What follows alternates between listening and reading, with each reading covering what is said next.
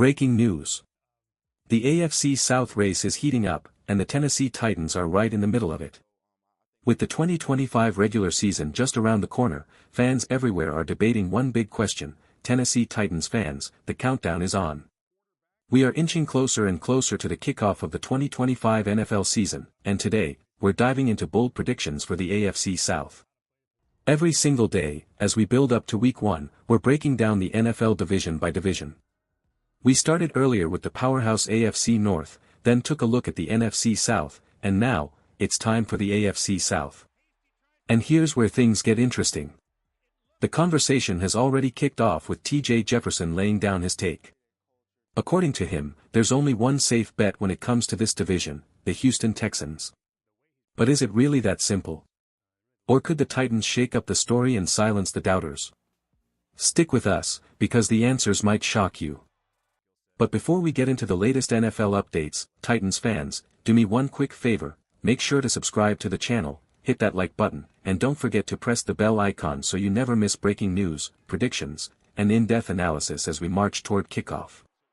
Now, let's get back to the AFC South showdown. While most analysts seem locked on the Texans as favorites, there's a lot more to unpack here. Could the Jaguars be a dark horse? Could the Titans rewrite the script and stun the league? We're going to break it all down for you. And before we move forward, we need to pause on some incredible news that goes beyond football. Jaguars star Josh Allen shared a special moment as his 7-year-old son Wesley rang the victory bell after completing leukemia treatment. He is officially in remission, a moment that reminds us all what true strength looks like. That story was incredible, and truly, moments like that remind US football is about much more than just wins and losses. But now, shifting gears back to the AFC South, things are about to get interesting. Here's the shocker: the Titans have been placed at number 4 in the division. Yes, you heard that right, dead last. At first, I thought we were about to hear a bold prediction of Tennessee making a run at the crown, but instead, the hammer dropped. The argument? While rookie quarterback Cam Ward shows promise, critics believe the Titans are the weakest roster in the South. But let's pump the brakes for a second: are they really that bad? Sure, last season was rough. Tennessee finished 3-14, but let's not forget, the Jaguars weren't much better at 4-13. Yet somehow, Jacksonville gets treated like a team on the rise while the Titans are written off completely. Why? And what about the Colts? They've got Daniel Jones under center, but are we seriously ready to say Indianapolis is clearly better than Tennessee?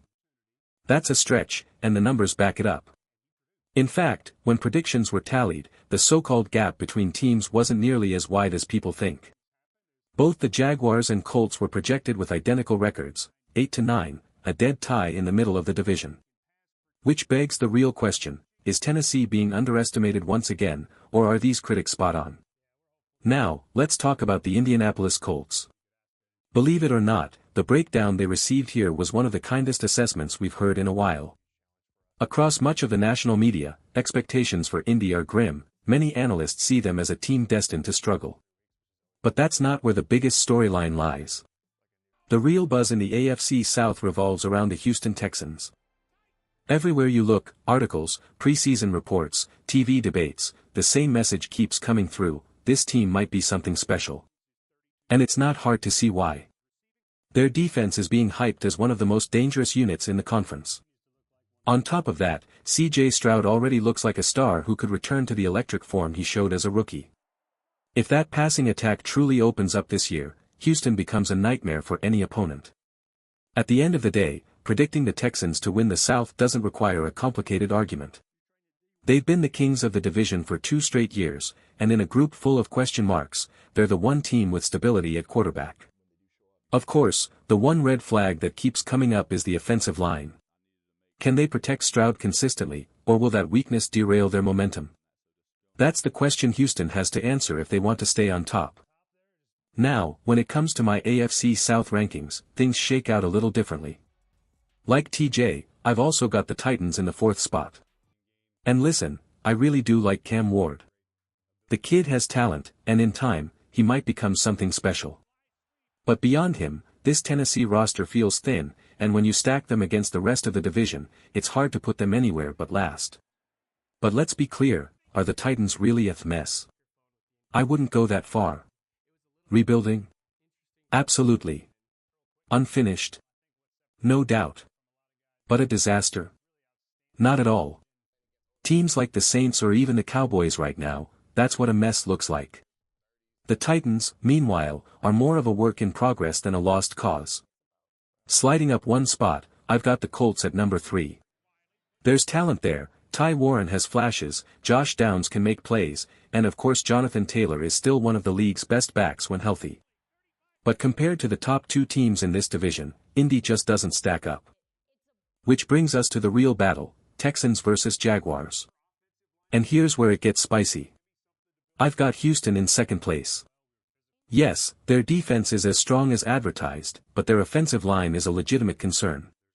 Last season, C.J. Stroud took a beating, and to make matters worse, the Texans dealt away their best lineman to Washington. That's a problem you can't ignore. And who's carrying the load in the backfield? Joe Mixon looks unlikely to play, Nick Chubb is still rehabbing injuries, Dameon Pierce has been pushed aside, and then there are names like Woody Marks being thrown in the mix. Is that really a dependable rotation? Or is Stroud about to be asked to shoulder everything himself? That's why, in my eyes, the Jaguars sit at number 1. They've got their flaws, sure, but compared to Houston's offensive line issues and questionable run game, Jacksonville looks like the most complete team in the AFC South right now. So here's where the debate really heats up, Jacksonville. Some analysts are confidently slotting them at the top of the AFC South, but let's pause for a second and look at reality. The Jaguars went 4-13 last season. That's a top 5 draft pick team, not a division powerhouse. Sure, they've got some promising pieces, Brian Thomas Jr. is an exciting young receiver, and Travis Hunter could become a real difference maker. But does that alone justify crowning Jacksonville as division champions?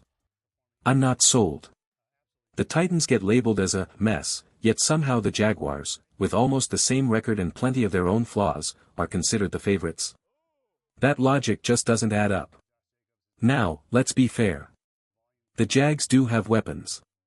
Trevor Lawrence has no shortage of talent around him, Travis Hunter, a pair of solid running backs, and a system designed by the same coach who helped revive Baker Mayfield's career. But here's the catch, it's time for Lawrence to prove it. No more excuses, no more potential. This season has to be the turning point, or the narrative changes for good. On the other side of the debate, there are still those who insist Houston is the true class of this division. The Texans bring stability, a defense that can dominate, and a quarterback in C.J. Stroud who already looks like a franchise cornerstone.